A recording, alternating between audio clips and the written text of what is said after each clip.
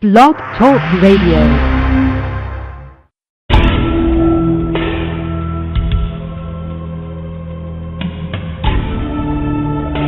You are now listening to True Murder, the most shocking killers in true crime history, and the authors that have written about them.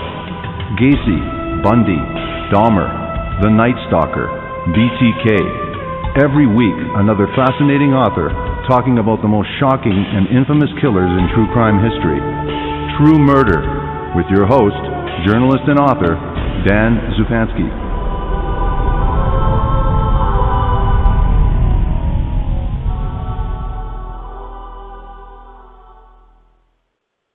Good evening.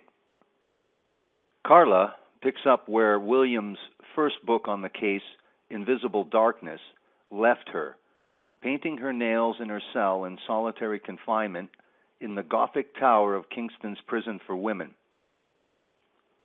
After testifying against her ex-husband in 1995, Carla's life in prison was soon going to take a very different, dramatic turn. With a thriller's pace, Carla, A Pact with the Devil, charts the inner life of the world's most notorious female prisoner. In Carla, Williams lets Carla and the other key players speak for themselves, and what they have to say will surprise, horrify, and enlighten. The book that we're featuring this evening is Carla, A Pact with the Devil, with my special guest, journalist and author, Stephen Williams. Welcome to the program, and thank you for agreeing to this interview, Stephen Williams. Nice to hear from you, Dan. Thank you very much for coming on. It's going to be a big thrill for myself personally, and I know the audience is going to enjoy every minute of this. So let's, very much like your book, Carla, let's start with just the very, very profound beginning where you ask the question about the future of Carla. And so we won't go into, if anybody hasn't heard this tale, well, that's despite the point. We're going to have to just dive right into this, as people have to be fairly familiar with this case. You talk about the very beginning of your book about the future of Carla. Why did you think it absurd or interesting or incredible that Carla would have a future? As you've summarized in your book, tell us why that was so amazing to you. Well, the first thing that people need to understand is the reason this case isn't better known is, frankly, because of its timing. The trial where all of the salient information came out was held in the summer of 1995, at the same time that the O.J. Simpson trial was occurring. Right. So that, as most people know, over 150 million people watched the O.J. Simpson trial daily around the world, and it was televised. And of course, the Bernardo trial that occurred exactly at the same time was not televised. In fact, the attendance, even by the media and the public, was restricted to a very small number of people.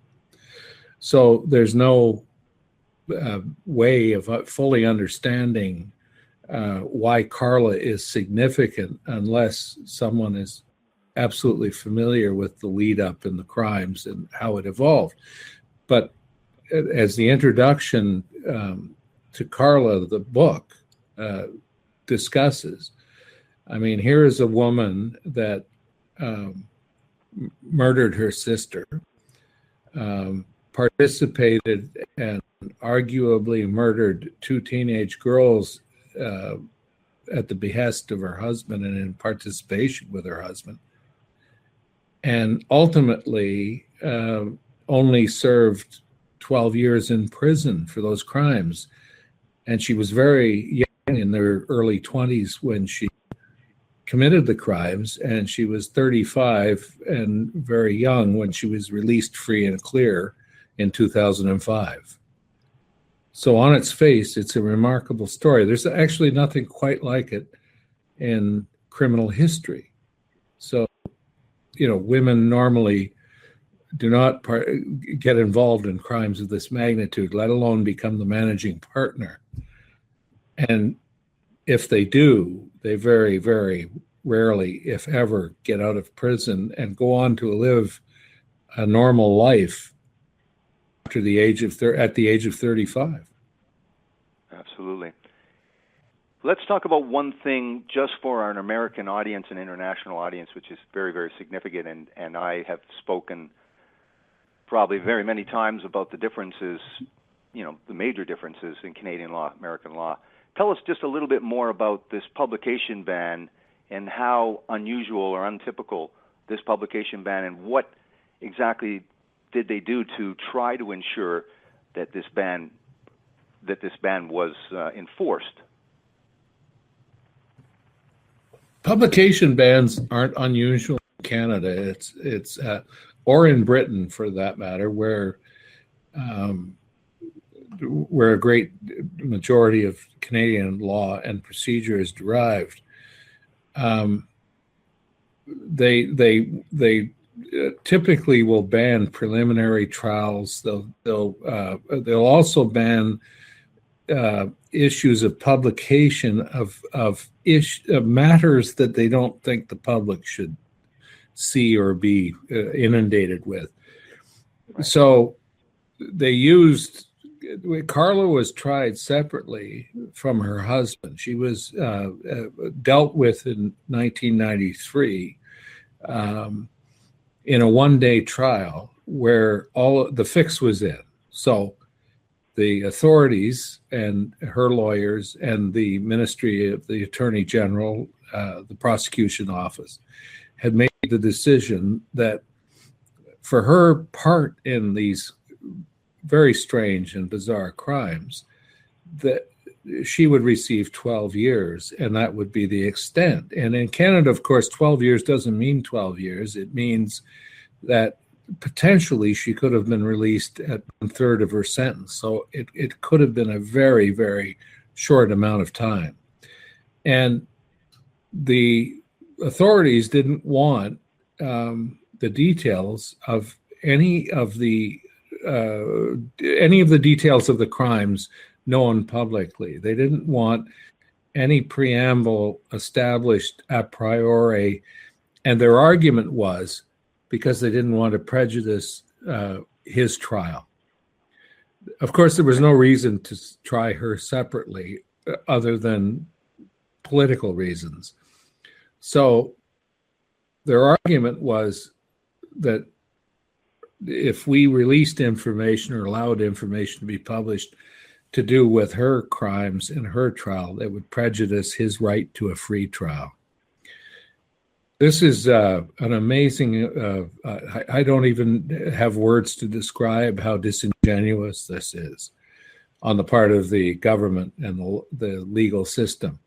But they had made decisions to do with her for absolutely self-serving reasons and enforced them. It's very simple. They simply banned all foreign media from the courthouse while she was being tried for the one day where information would have been released, obviously, onto the record. And they put in a publication ban that severely restricted even the Canadian media, who they had to allow to sit and observe, restricted them to very, very limited disclosure in a public forum.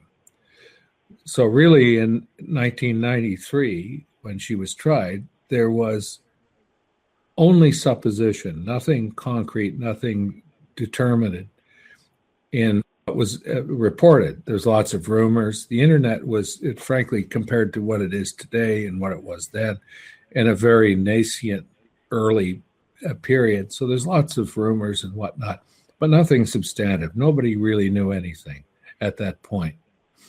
And the media were very, the few American media that were paying attention, like the Washington Post or the Buffalo News, because this happened 12 miles from the Niagara border, the Buffalo and Niagara Falls, New York, were outraged, but there was nothing they could do because they weren't allowed in the courtroom. Now let's go back, because we really have to explain the incredible circumstances that led Carla to be able to get this deal. And before we get into how all the characters are involved in facilitating this and enabling this. But it really comes down to Carla and her character and realizing some things. So let's go back to the circumstances whereas Carla meets George Walker or contacts George Walker, pardon me. Tell us about the circumstances leading up to, it seems like Carla realizes what's going on and being very intelligent, makes some moves of her own. So tell us those circumstances. That's hard to discuss because, in fact, over the years that I corresponded with her and knew her while she was in her last years in prison, she and I both agreed that she had virtually nothing to do with the deals that were made. The Attorney General, the head prosecutor, and her lawyer made agreements that the best course of action to take in her case was to portray her as a battered woman, a battered spouse suffering from post-traumatic stress disorder, and that this would be the defense that they would use to explain the deal that they ultimately made with her. And the fact of the matter is, the complication with this is the case is so complicated and so arcane that it's very hard to deal with it in straightforward terms. The fact is, the idea of this plea, this idea of backing a plea with this kind of psychiatry came from the Attorney General's office, not from Carla's lawyer or from Carla herself. Right. So that all the material that backed this up, all of the legal experts that they called, were hired at the Crown's, Crown, it's a Canadian term or a British term for prosecutor, chief prosecutor, prosecuting attorney, all came out of the prosecutor's office. So their position was conveyed to Carla's lawyer, and of course he adopted it because it was irresistible. I mean, here is a woman who was deeply involved in very extreme crimes against teenage women, including her own sister, and they were going to give a pass based on ideas of her being a victim, like her sister, like the two murdered victims, of her husband. So who wouldn't take this opportunity and play it up? I'm not exaggerating. The trouble is that the two books I've written on the case, one is 640 pages long, the other is, 300 or 400 pages. There's certainly 400, some odd. Yes. And the critics have called them forensically researched and impossibly detailed, and it's just awash in the backstory, the things that no one ever wanted known. And when you get into how this young woman, the other thing is, these are very unusual. This is a very unusual couple. In fact, I don't think there's ever been a couple like these two to be charged with a crime. They were very, very good-looking kids in their 20s, right? She's younger than him by 5 or 6 years, but no less. He's 24, she's 18 when they meet. They are middle class or even upper middle class, depending on your definition. And that in and of itself makes them unusual. I mean, his father was a six-figure earning, registered accountant. They lived in a very middle-class neighborhood, an upscale middle-class neighborhood. Her parents weren't quite as accomplished, but they had middle-class aspirations. They're both educated, and he to the point where he had a degree in economics from a university and had held a job for 3 years.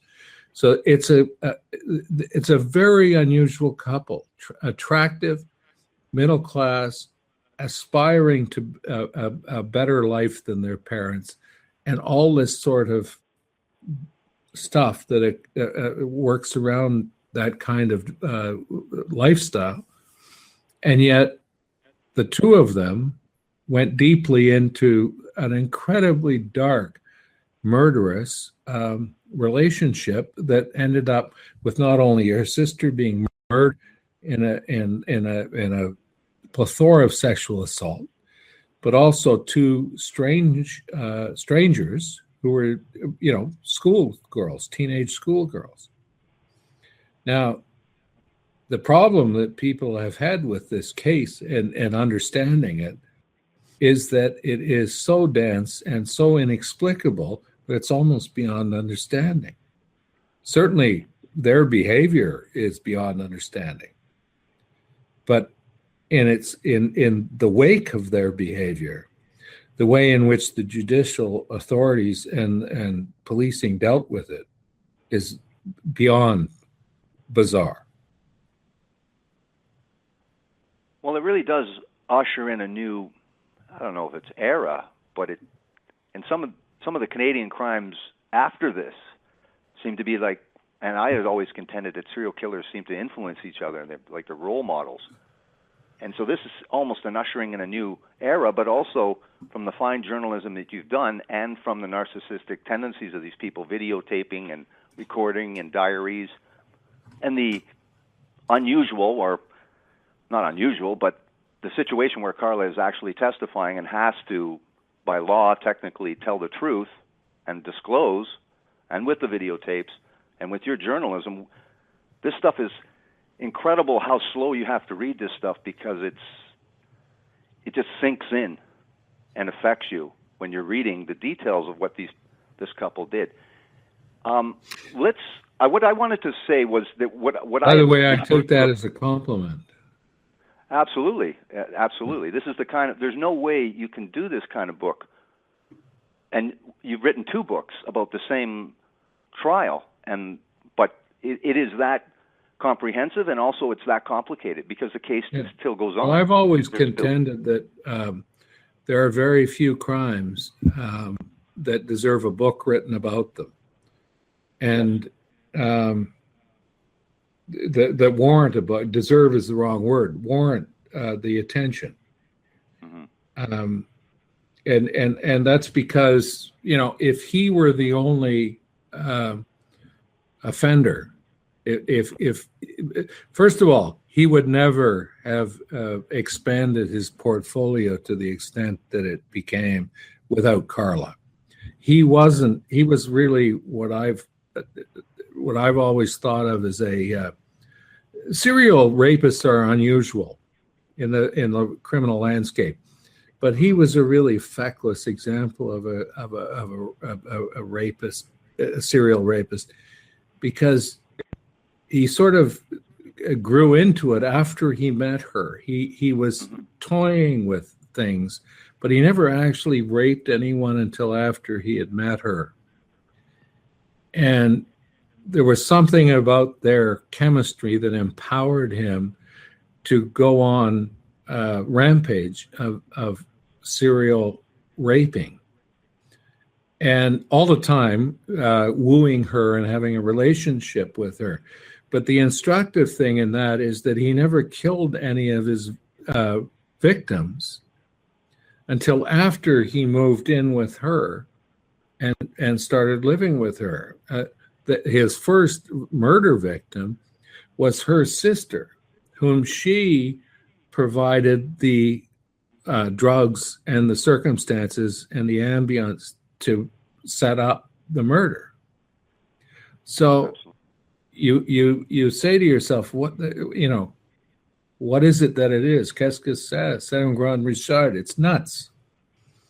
And frankly, in the end, that's all.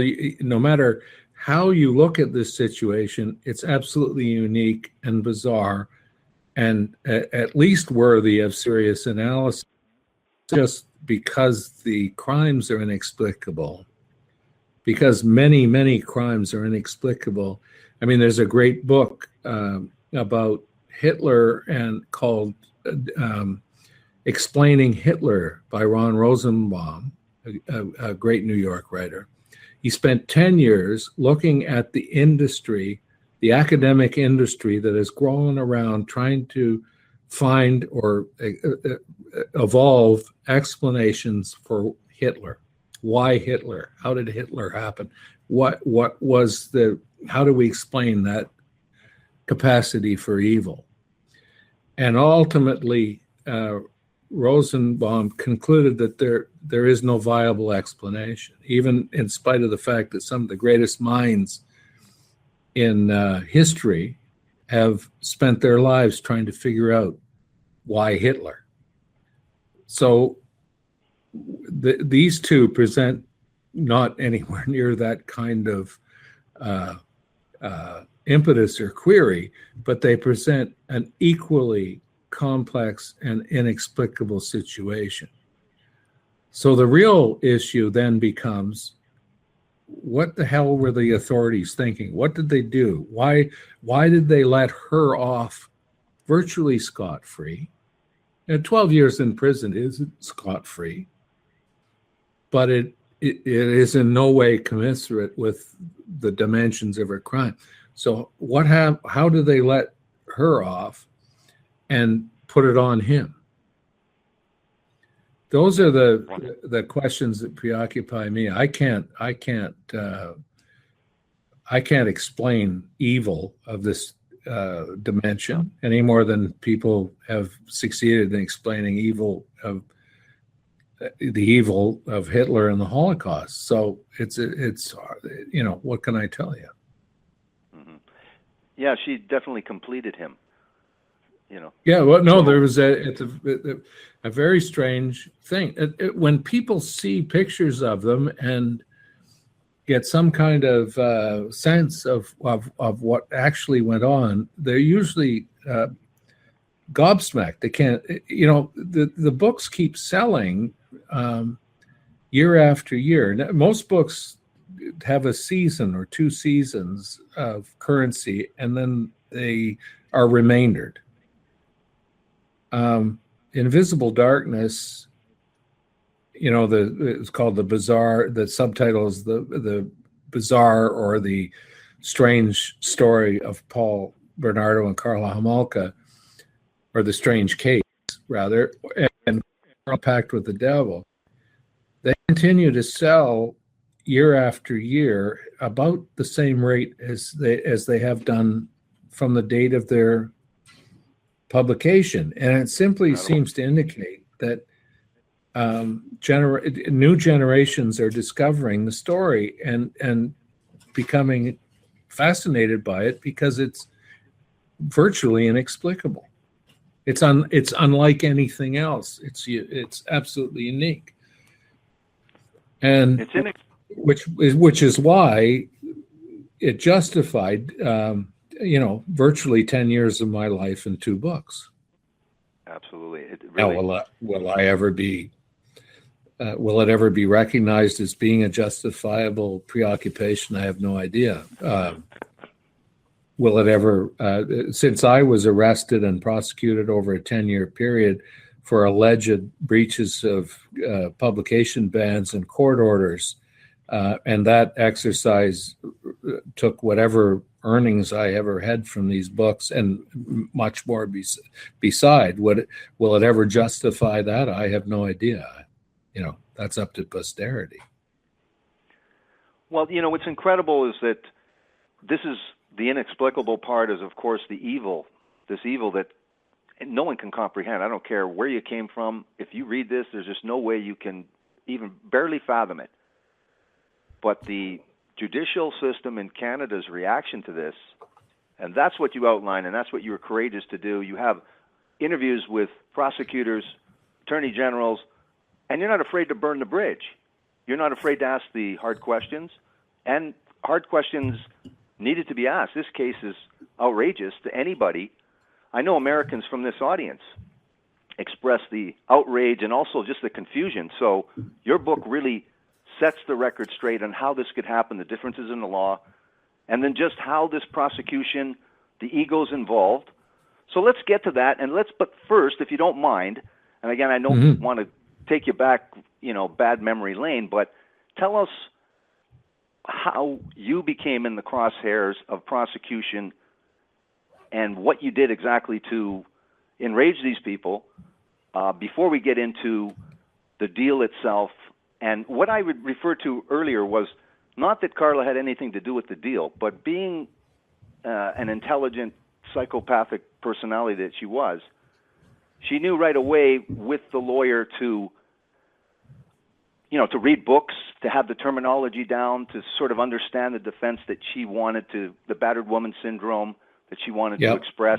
She sort of fit the bill. And also, of course, and we're going to get to this, what everybody's participation in this, because to me it's outrageous. Of course it's outrageous, Paul Bernardo and Carla Malka, but I think it's outrageous, the police, the lawyers, the psychiatrists. So before we get into that, tell us how you became in the crosshairs of prosecution during this case. Tell us how that happened. Well, it wasn't during, it was actually after the fact. I mean, there were what effectively a good investigative journalist does is get the backstory. Because as I think most people are sympathetic to, nothing in the modern media is right or accurate or true. Nothing. The media, as Chomsky has discussed at length and with detail, which very few people have read, is a handmaiden of the government and of the police and of the power structure. Sure. The media does not function as our our watchers on the watchtower. So an investigative journalist, if he has the resources and has the will and whatnot, is working in a very fertile field, because there are all sorts of people within the system who want to talk about what they are not supposed to talk about. So in Canada, the idea of a book writer, of a person who only has contracts with a publishing company and is not in league with any media, doesn't work for a newspaper, doesn't work for a television broadcasting firm, and it's almost even in 1994, 93, 92 was a foreign concept that in Canada, not in the United States, but in Canada. So no one understood what my real purpose was or what my role was, but more importantly, the intelligent people that work in the toil in this minefield called judicial process, like the expert witnesses, the psychiatrists, the psychologists, the defense lawyers, even some senior police and prosecutors, even judges. Some of them understand what's the word I'm looking for? The duplicity, the ambiguity, the frailty of the process. The so-called sacred process of adjudicating responsibility. They understand it's frail and fraught with politics and whatnot. So when they see, particularly at that place and time, they saw in me someone who had no vested interest in disclosing anything I learned early on to the public. In other words, I would not breach confidence, because frankly, it was in my own interest not to do that. Exactly. It was in my financial interest, in my personal interest, as only a writer of books with some contracts with Random House and whatnot. It was in my best interest not to disclose anything I learned until all of the proceedings were gone and finished. So therefore, people who would never talk to anybody in the media not only talked to me, but supplied incredible information. And frankly, it's all documented in the two books. If anyone spends enough time reading closely and paying attention, all of this that happened to me, that I learned, the people I knew, that I met, and who supplied me with information, in the books. But at the time, no one knew any of this, and we're dealing with a 10-year period over which that period, each of the books was published and each of the prosecutions were initiated. And so not only did I get the backstory, I got the backstory that no one thought was ever going to be told. So the authorities, and the authorities aren't faceless bureaucrats, they're actually individuals. There were a few individuals that took with this. And and the one official who was not an official who took umbrage was the lawyers for the family, a guy named And he was very active. People go, well, why would he care? Well, because every time anything was about this case, money flowed into his office.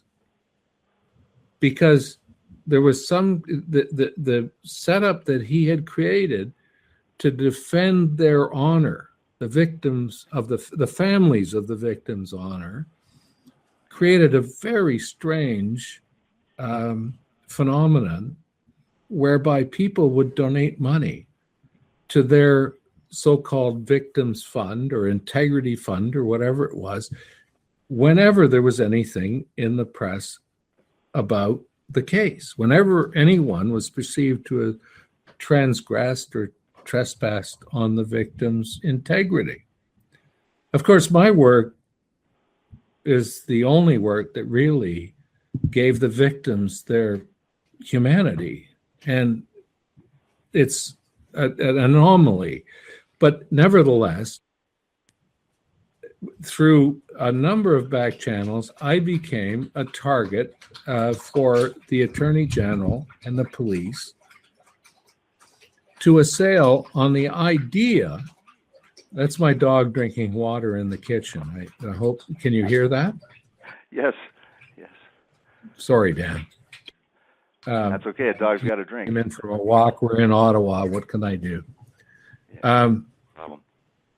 The authorities looked at the situation and said, well, this should be stopped. We should fix this situation so that people don't think that they can just write anything they want or do anything they want if they uncover some information that is, protected by us.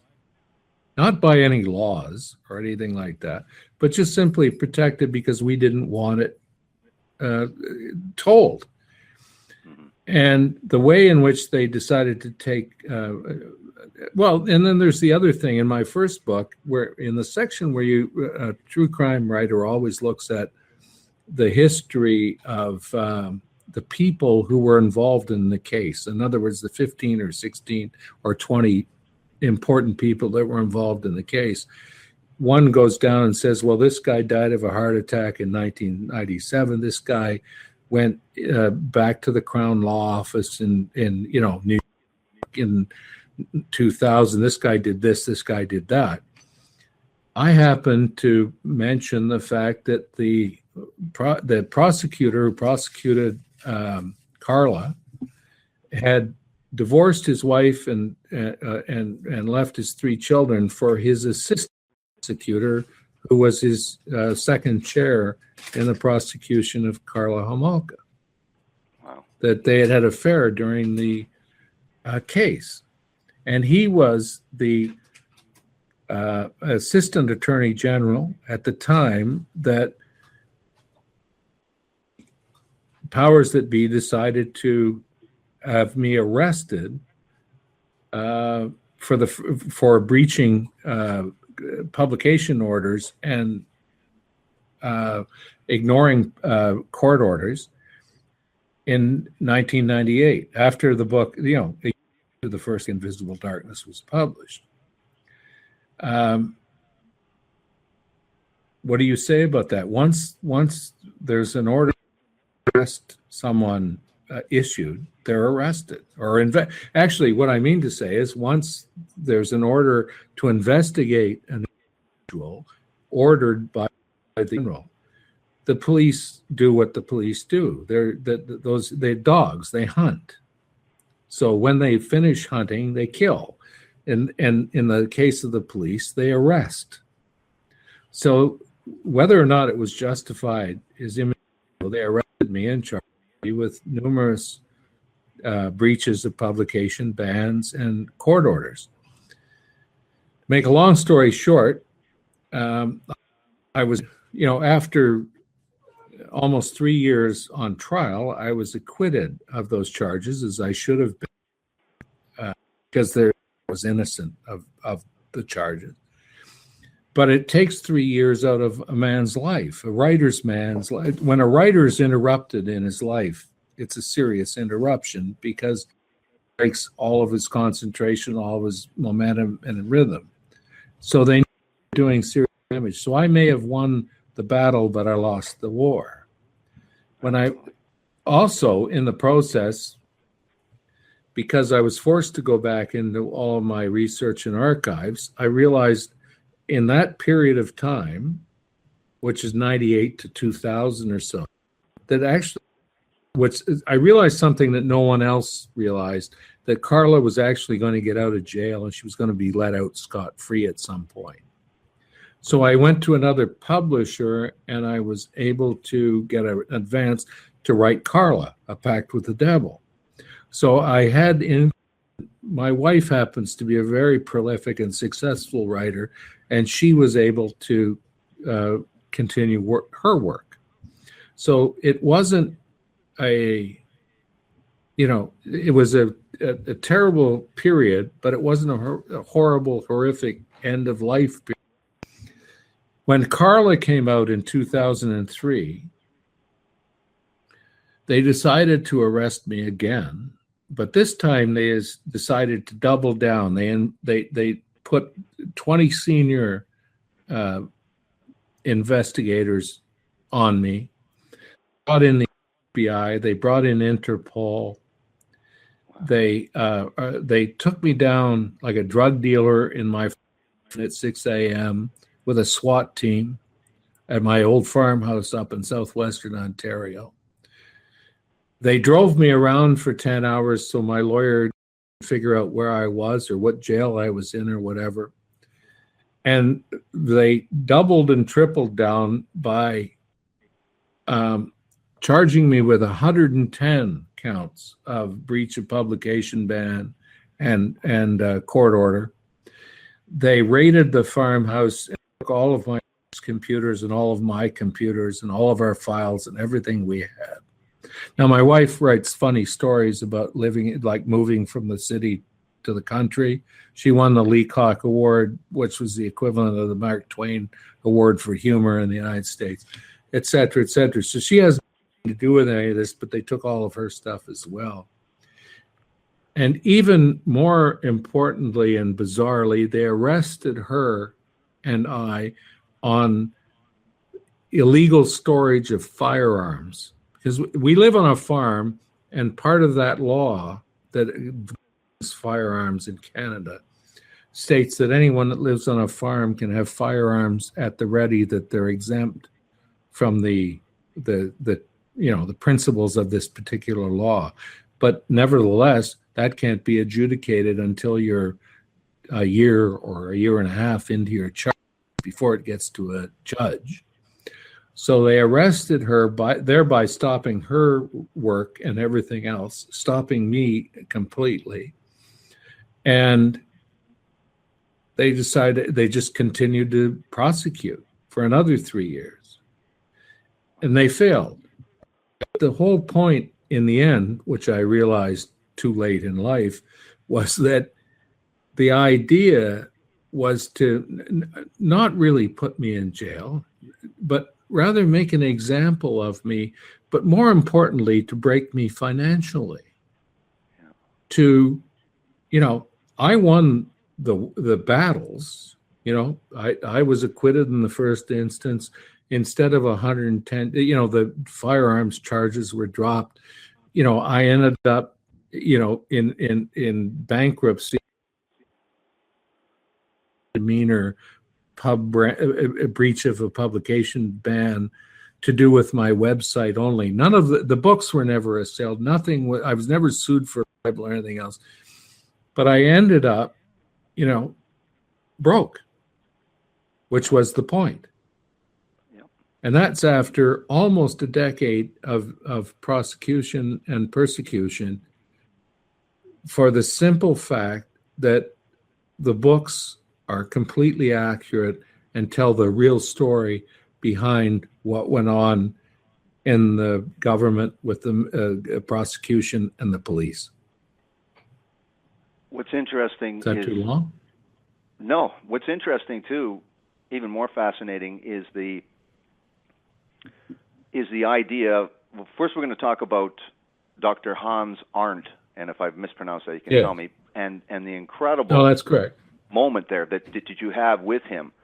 But so let's talk about that because that's, I think, one of the more profound parts of this book, and surprising to me, knowing that the psychiatrist for the defense, tell us Dr. Hans Arndt's role in this, and then after that you can tell us about this profound moment where he gives you this incredible amount of information. He was a really fascinating character and a very interesting man who was retained by Carla's lawyer, George Walker, on the recommendation of the prosecutors to examine Carla psychiatrically early on. And Hahn said, psychiatrists all from all walks of life and in all parts of the world, psychiatrists and psychologists do a lot of work as expert witnesses, and it's a controversial area of the law, and that's that being what it is. Hans always had, issues. He just wondered if this role was really valid, or if he was just a very kind and intelligent and gifted man who had questions. When he was given the responsibility in the case to examine Carla at length on behalf of the legal community, he and I happened to meet. I mean, this is all. There's a serendipity to it that is beautiful, but there's also the fact that he was doing his job, I was doing my job, and we happened to have mutual friends who introduced us. Right. And we spent 5 or 6 hours having dinner and talking about things in general, and my telling him that I had a real interest in the case and in his patient, et cetera, et cetera. And he decided in a period of a very short amount of time to share with me everything that he knew about his patient, all of her records, medical, school, whatever. And because he decided that, because as I described earlier, I was a person in a position that people actually believed they could trust me, and that I could hold information that no one else should have, and it wouldn't compromise them or their profession at the time that they shared it. He knew that ultimately, maybe all of the information that he had, he thought, technically, all of the information that he had then should have been made public. It never was. But he knew that legally, at some point in time, once the trials of these two individuals were over, that this material was technically, legally, in the possession of the Canadian American public, in the possession of the public. And he decided to share it with me before she had even been tried, because he believed he could trust me not to disclose it until it was appropriate. And that gave me enormous insight into the process of what was going on. And in fact, it was probably the pivotal thing that allowed me to get the amount of insight that I needed to realize who I should then subsequently interview and who I should pay attention to, and how much effort should be put here, there, and another place. I mean, it was like a road for the best investigative journalism in the world. It was one of those scenarios that you very, very seldom see. And it really did provide that capacity so that I could write both of the books with ultimately absolute authority and confidence that I had the correct information. Yes, it's very, very important too, because the involvement of psychologists and psychiatrists in this, and psychiatry in this trial, is paramount. So you really do need to understand it, or you can't have a good grasp. Well, it's paramount. I don't mean to interrupt. It's become more and more important and efficacious and prevalent as time has gone by. Since the role of the expert witness. I wrote a piece back in 1979 about a shoeshine, what they call in Toronto the shoeshine boy murders, where four very strange pedophiles kidnapped a shoeshine boy and raped him for 24 hours, and then drowned him in their sink, and then put his body in a bag on top of a massage parlor on Yonge Street in Toronto, and then fled to all parts of the continent. And in that, of course, they caught all of these guys. And in the trial, I wrote a piece about it, the only other true crime piece I've ever really written except these two books, called Sympathy for the Devil in Toronto Life in 1979. And what my real interest in that case was, what's the role of, what is psychopathy a real thing? What's the role of the psychiatrist or the expert witness in a trial of this kind? Because one of the lawyers pled one of the perpetrators, who was like sort of a Hollywood looks guy named Saul David Batesh, who came from a very well-to-do Jewish family and was completely deranged, and basically the leader of these four strange, lethal people. The defense, for his defense, put on the argument that because he was a psychopath, he was not legally responsible for what he did. And of course, that defense has been tried probably before and many times since. But at my age, in those days, in the late 1970s and 80s, it seemed like an absolutely unique and bizarre defense. Sure. Because even then, I thought psychopathy was a fiction. And so I had a really hard, long look. Those were the days when magazines would actually pay serious money to do serious, in-depth pieces. And I looked into the whole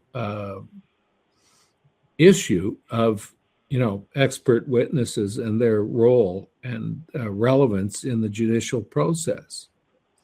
And of course, concluding that they are mostly an impediment and a confusion. Yeah. and not really relevant to the issue at hand. But this was a later day revelation that just upped stakes. Now I want to go back briefly because we would have about an 8-hour interview, but if you can stay with me a little bit over the hour. But what I wanted to ask was, I want to get to the nexus of Walker and then Arndt and how this whole thing happened, because you explained it at the end in terms of how all the decisions were isolated. There's 2 different trials. Let's get to just a little bit of the nexus of how Carla got to have this future in terms of contacting Walker and then Walker making those next moves and the psychiatrist's involvement in this even before they cook up this deal. And then we can talk about Vince Bevan, because he is the most important, or one of the most important characters in this story. So first talk about that nexus with Walker and the psychiatrist and what they did for Carla to be able to come up with this deal. Well, it's interesting because, St. Catharines is a small city about 10 miles from the American border in the Niagara Peninsula. And they have 2 or 3 things that everyone would recognize, Americans and Canadians together. They have a lot of donut and coffee shops. Mm-hmm. And they have a lot of veterinarian places, practices. And Carla worked at one of them. And a lawyer of the stature of George Walker would never have even considered taking on Carla as a client, except for the fact that he was a very, like I am, he was a very serious dog lover, and he happened to be a big Dalmatians guy, and he had the vet clinic that Carla happened to work at had actually, knowing that he was a Dalmatians dog man, had given him a Dalmatian that was partially blind because they knew he would take care of it. I think at the time he had 3 or 4 Dalmatians, and they were right, of course. And he brought his dogs back, of course, to the same clinic where Carla was working. Certainly after he had gotten the half-blind Dalmatian. And she had met as the, sort of receptionist, vet clinic assistant, whatever. She had met both George Walker, who became her criminal defense lawyer, and his wife, Lori, in the context of their need for veterinary services for their dogs. And when Carla realized that she was under siege and that she was in jeopardy, the first thing she couldn't think of any lawyers per se, but she remembered that George Walker was a lawyer and that she knew his wife well enough to call her. So she put a call in to Lori and said, I need help, and I've got a domestic problem, and do you think that George would see me? And of course, Lori said, no problem. Having known, nobody knew anything. No one had any foreknowledge of anything. Lori had no idea what was going on. She said, of course, my dear, I'll set up an appointment for you and you come in and talk to George. I hope it's not too serious. So when Lori, George Walker's wife, turned to George and said, by the way, I've set up an appointment for you with Carla Homolka at 3 p.m. the next day. George looked at her and said, what for?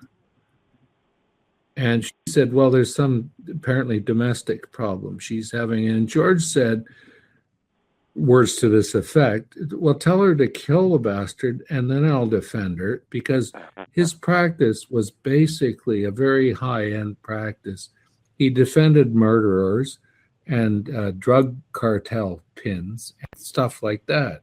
He didn't do domestic law. And it's darkly funny. Tell her to murder the bastard and then I'll see her. And Laurie said, no, this is the girl that looks after, that helps our dogs in the Martindale Clinic. So, and I've set up the appointment, so you're going to see her. And so he did, as we all do. We do what our wives tell us. And the game was on from there on forward. I mean, it's so complicated. I mean, I could digress at almost every statement I make because, of course, the police from the city of Toronto drove her to the appointment because they had discovered that the DNA in 3 rapes that were committed in Toronto were Bernardo's DNA, but they didn't suspect her. So they actually drove her to her lawyer's appointment. From that point on, of course, George became her lawyer, and he immediately started to talk to the senior prosecutors that would be involved in this case, and the rest is history. Now, George Walker knew the definition of battered women syndrome, even though it wasn't it wasn't around for that many years, but he was aware of the definition of it. Yeah, well, I think it goes back to a psychologist named Alice Walker. I'm ad-libbing here, but I'm relatively certain I'm in the ballpark. Who wrote a book about it. These things are weird. I think it's 1984. I could be wrong. That could be early, but the battered woman syndrome was around. So yeah, he'd be familiar with it, maybe, roughly. Now, why but I ask that is but you see, if you're a criminal lawyer, if you're handed something, you don't argue with it. You say, that's an interesting concept. Because your obligation is to your client. And George, I don't know what opinion he holds today, but certainly back in those days, he thought that was as good an explanation as any. Well, that's what a lot of people have a hard time with when they hear the principle of the lawyer's not to lie or have his client lie. And then he didn't lie. He listened to what the psychiatrist said, what the psychologist said. There were, at the time, 3 prominent, 2 psychiatrists and 1 psychologist that agreed that was a viable diagnosis. There's no part, well, it's not his obligation. Sorry. Well, that's what it says, sure. Well, my question is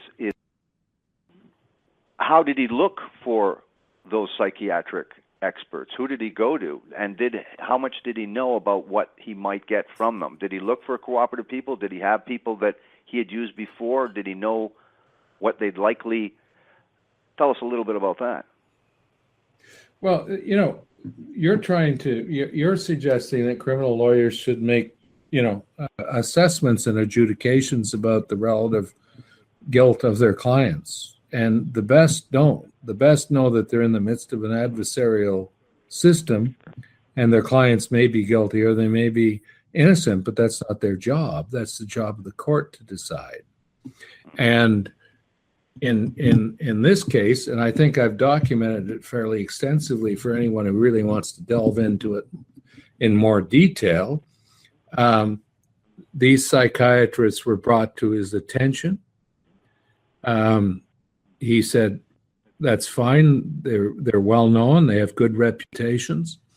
And so we'll work with them and take what their assessment is. And, you know, people seem to think there should be some different morality on the part of defense lawyers than there are for prosecuting attorneys or the government.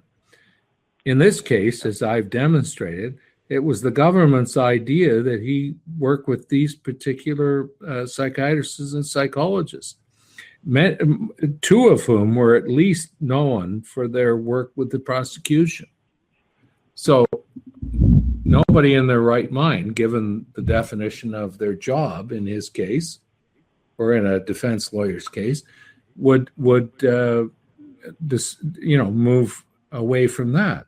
And if the ultimate decision that the psychiatrists and the psychologists make is that she was a battered woman suffering from post-traumatic stress disorder was the definitive position, who's to argue?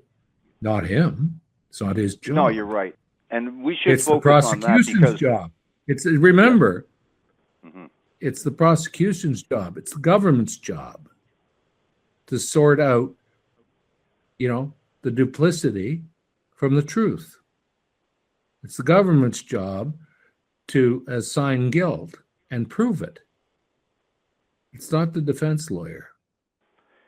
You are correct. And, go ahead. Let's talk about Vince Bevan and the situation that he came to be with, the investigation, the like you say, the DNA. You described the Toronto police poised to make an arrest. Vince Bevan is in St. Catharines, this little town outside of Toronto, two different jurisdictions. Tell us the situation Vince Bevan is in and why, to explain why they don't make an imminent arrest on Paul Bernardo. And this is the crux of this entire story. So tell us what Vince Bevan, the situation he was in. Yeah, indeed, it is very much a crux.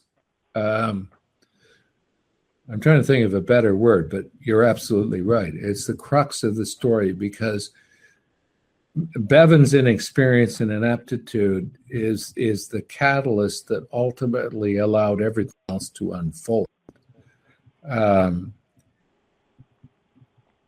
Now, having said that, you have to remember that St. Catharines wasn't a place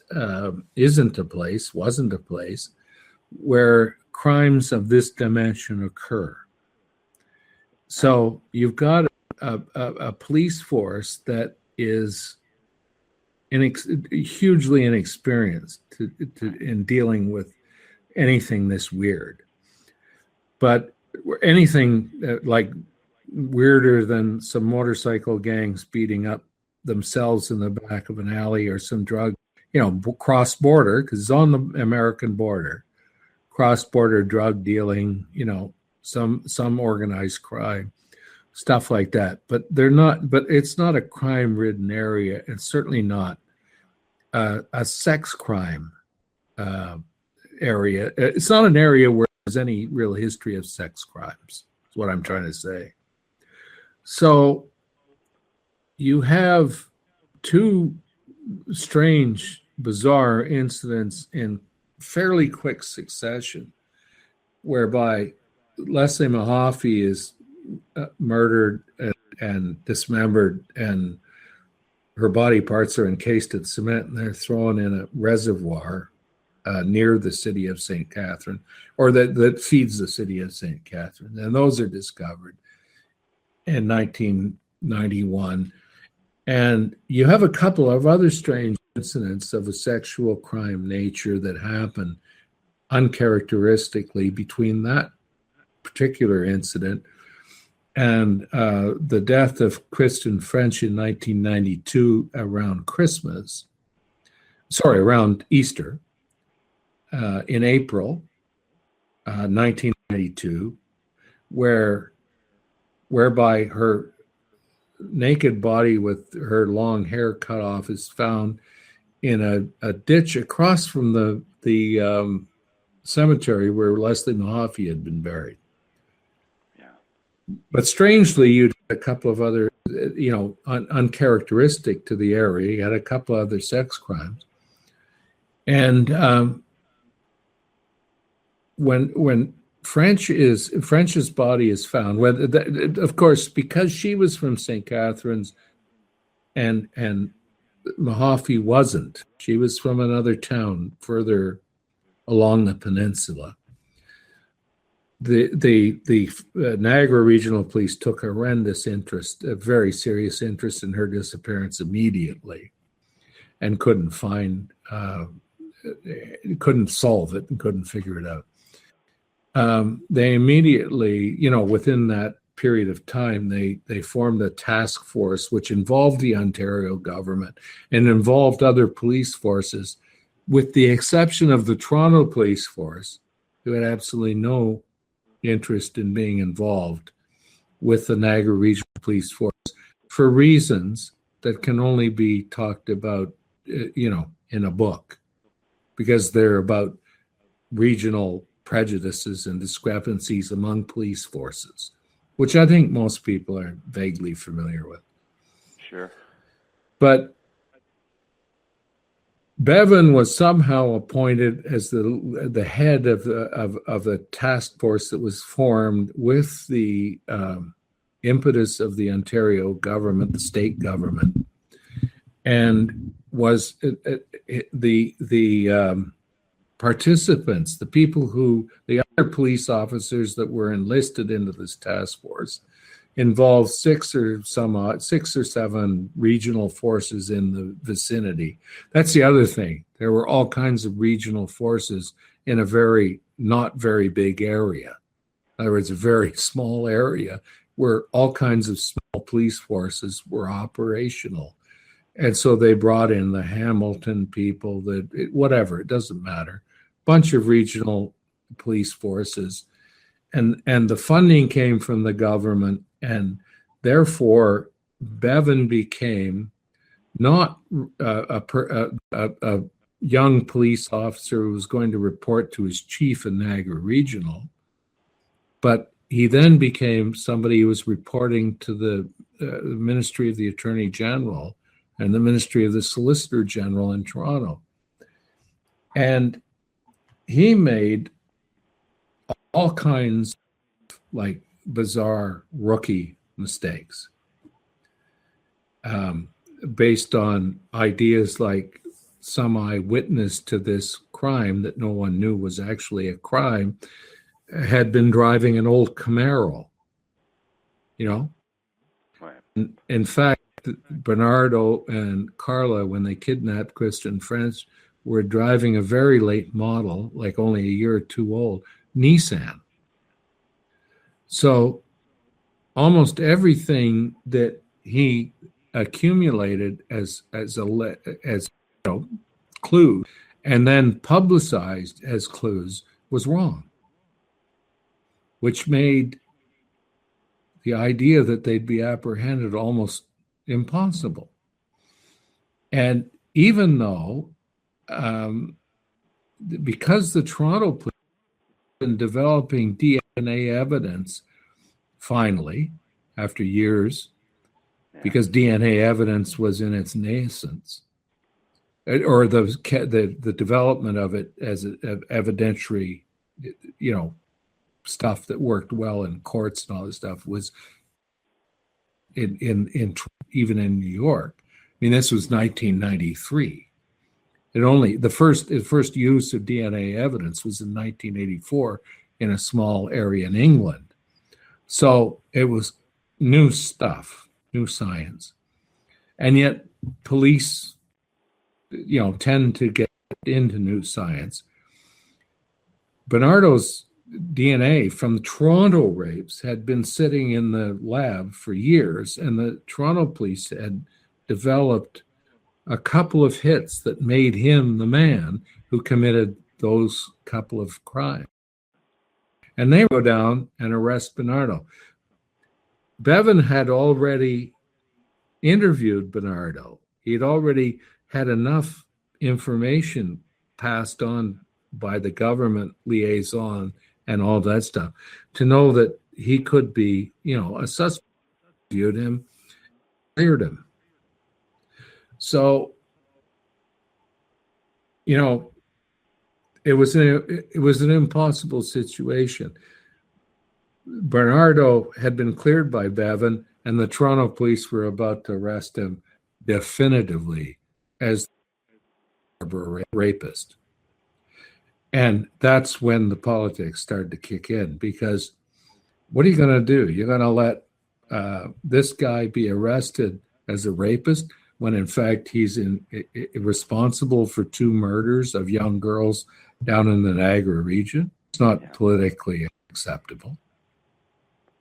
So in that scenario, which is far more complicated than I've been able to describe, because I'm already testing anyone who's listening's patience. I mean, was evolution of this bizarre and inexplicable case that let her go free and put Bernardo behind bars, not for the Scarborough rapes, but for the 2 murders in St. Catharines. As you described in the book, and we do have to be a little more, we have to be concise with the rest of this interview, like I say, because otherwise I'll keep you on here for all night, which I would enjoy, but you probably won't. What I want to talk about is Well, I just get tired of listening to my own voice. No. The interesting thing is the case that you stake out, because later in the book you're talking to Michael Code, which is Bevan's superior and the guy that made the decisions, and you're questioning him about his decisions. He was a very key player. Yes, very senior man. Absolutely, the senior. So man. what you're talking about is you start off in that, given that Carla Homolka gives a Christmas present to Paul Bernardo, which is the sister. She uses halothane that she stole from work, along with halcyon. And then you pick it up in terms of 6 months after her sister's death, there's Jane Doe. So talk about Jane Doe, because this is a very important point that you make to Michael Code, that this is hard to fathom that they could get past that. So explain to the audience about the importance of Jane Doe and Carla's behavior 6 months after her sister was killed accidentally. Yeah, the idea that I can explain it is a bit phantasmagoric, but when talking to him was pointing what I really wanted to know when I was talking to Michael, and I was the only person he ever talked to publicly, and he was very forthcoming and unchallenged. He's a very serious guy. He's now a judge and very senior man at the time. He was the key man in the Homolka deal. We were talking about the fact that, she did what she did to her sister, using halothane that she stole from the veterinary clinic, using a sleeping pill. I can't remember, was it temazepam or something. Halcyon. In conjunction with which is almost absurd, an anesthetic that was counterindicated to even eating or let alone being put on a cloth. And she used these same techniques on her sister. And then, and the sister died. And then 6 months later, did the same thing of her own volition to a young teenage girl that she knew, and enticed into their home. Paul Bernardo, her home, of her own volition, and did the same thing to Jane Doe as she had done to her sister 6 months earlier, and that procedure killed her sister. without regard to that issue, she did it and then called Bernardo, who was out gallivanting somewhere, and said, "Come home, dear, I have a present for you." And of course, the present was a comatose Jane Doe. And they proceeded to rape her and videotape their performance. And I think that I haven't read I don't read my own books very often, and my memory isn't as good as it used to be. I think that what I was saying to Michael was, are you aware of this anomaly, and have you seen the videotapes of both incidents, and were you aware of the proximity?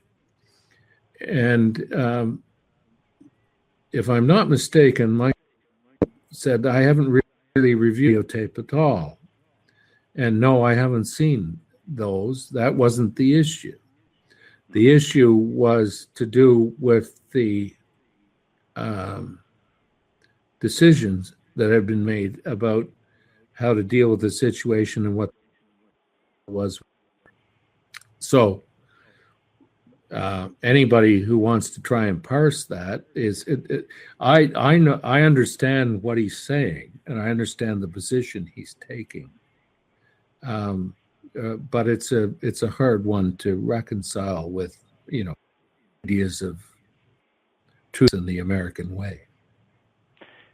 He talks about the deal, and we're skipping ahead, but we have to talk about this. He talks about the deal as you ask him why this deal happened and why it had to happen, is that they were afraid that the Bernardo prosecution, Vince Bevan had jumped the gun and made basically an illegal arrest, premature arrest. So they countered from that, but it was a matter of, there was a few points that he made in terms of they needed her to be more credible, that the case hardly would have added, he said, hardly added any more time to the 12-year sentence, and it would have affected her credibility in the Bernardo case. And like you say, he seemed to compartmentalize it in terms of, well, no, I just reviewed the statements from the experts. I didn't review the evidence. And the evidence I looked at a certain way. Well, you see that yeah, I think you are. I think that, but you see, that's the culture of deniability that exists and I don't think any American Canadian, or you would find this surprising in this day and age, that there's a huge culture of disconnect and deniability in various stations along the way. I mean, the deal here was, as far as Michael was concerned, done. And this was an after-the-fact situation that could not be allowed to collapse the entire structure of the resolution as it had been developed. In other words, she had been dealt with, her been assessed, and the son was in force, and Bernardo was being dealt with in his own way. And the thing that's very hard to understand is that in the end, and if you look at the situation and from a distance, which all these guys never could, but I certainly talked about this scenario at the time in the media and with certain senior legal people. The people who are easier to talk to in these situations are always the defense lawyers. But what I suggested was that, and it's true, and by the way, the prosecutor in the Bernardo trial said two things instructive, and they're in my books. When he was starting the case against Paul Bernardo, he said, "We are going to call Paul Bernardo's wife, Carla Homolka, to the stand as a witness. She is not trial in this case. She's a witness, and as such, only her testimony is relevant. You're not to be concerned with any other issue other than what she testifies to. She may or may, they're both guilty of first degree, but we've made a arrangement and a plea agreement with Ms. Zamolka. So she's not on trial. So that was part of his opening statement. His closing statement, after her having been on the stand for 20 days, and most of being in cross-examination, not examination in chief. In other words, she was on for 19 days with Bernardo's defense lawyer and about a day with the prosecutor. Wow. The prosecutor said in his closing remarks to the jury, they're both guilty of first-degree murder, but we made an arrangement with Carla Homolka, and nothing she said had any relevance to this case. Ignore all her testimony. So what I've always, I understand what's going on, and most people don't, I don't think, because most people don't get themselves deeply involved in this shit. Yeah. I mean, what's going on is that this trial could have been conducted in 4 days.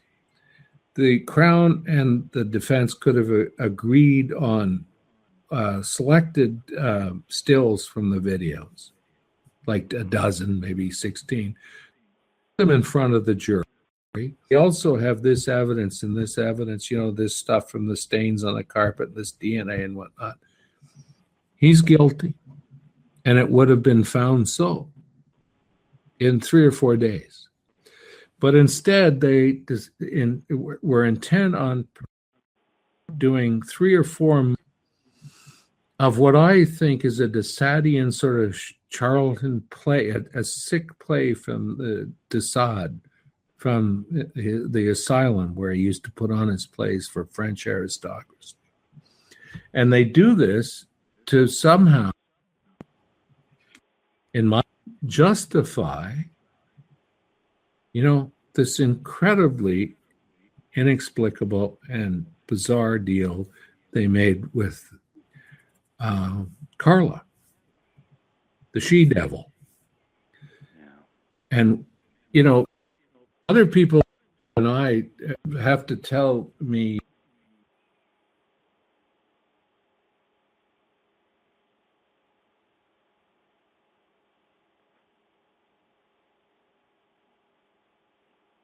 we just had Stephen Williams still in the queue here. This is Blog Talk Radio, their direct connect option to Skype. And Stephen Williams got the appropriate equipment. I hate to have wrapped up this interview prematurely. We'll wait for him to come back on. And for those live listeners, I will do my very best to edit out this portion if we can get him back on. But he is not disconnected. He's not muted. So we are speaking to Stephen Williams, and we're talking about Carla, and it's incredible. We could do a 4-hour interview just on the Carla book itself.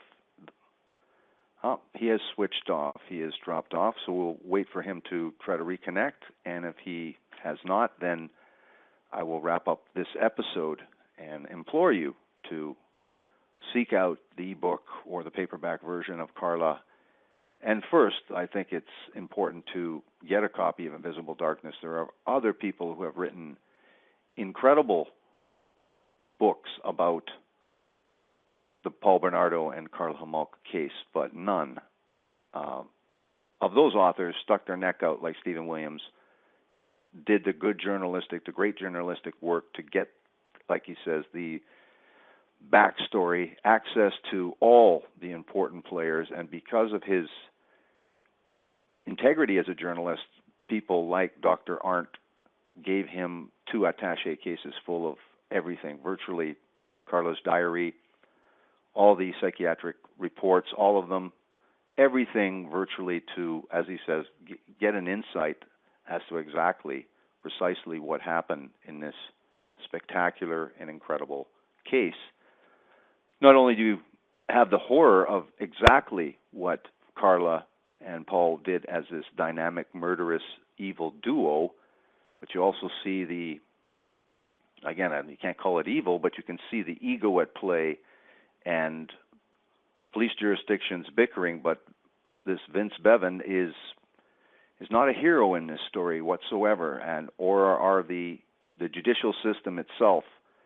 And it is very surprising for myself, a Canadian, to read this, but I think anyone, and that's why there is a continued interest in these books, because they really are some of the most, these 2 people are some of the more interesting serial killers in history. But then you also get this landmark case, this historic case, and somebody trying to suppress the real truth here with Stephen Williams, trying to ruin him as a writer. And also, what was interesting is the 2 victims, Leslie Mahaffey and Christian French, did get a lawyer, and in conjunction with, I guess, the victim advocacy through the courts, but regardless, he was their personal lawyer, remains their lawyer to this day, continuing to badmouth Stephen Williams and these books, calling them exploitive. And anyway, it's a very fascinating case that Stephen Williams got himself inexplicably involved with and is still involved with, and the books are incredible. The judicial system shows everyone that bothers to read this how Carla Homolka would have been out in 8 years. This is on a statutory release. By law, should have been released in 8 years, but if you read the book, you'll find out why. Again, how it could happen that another 4 years was tacked on at the last minute, and how they did that. Again, how they helped her, how they hurt her, the media's response, the public's response, the outrage, and again, just for people that may or may not know this, Carla Homolka is currently living in the province of Quebec, 2 children, and married to her last lawyer's brother. So, leading a who says rehabilitation doesn't work. So, anyway, I guess we're going to have to wrap this up. It doesn't look like Stephen Williams will call back in, but he was good enough to give us and myself an hour and a half of, and he is the definitive authority on Paul Bernardo and Carla Homolka. He corresponded with Carla Homolka after her refusing his invites to correspond in the early 90s, and then finally did correspond with him. And you get the benefit of him having access to every single important player, including Carla Homolka herself, a fascinating, evil character. So I'm going to wrap up this episode of True Murder, and I will thank Stephen Williams for coming on and explaining this incredible story, Carla, A Pact with the Devil. Good night.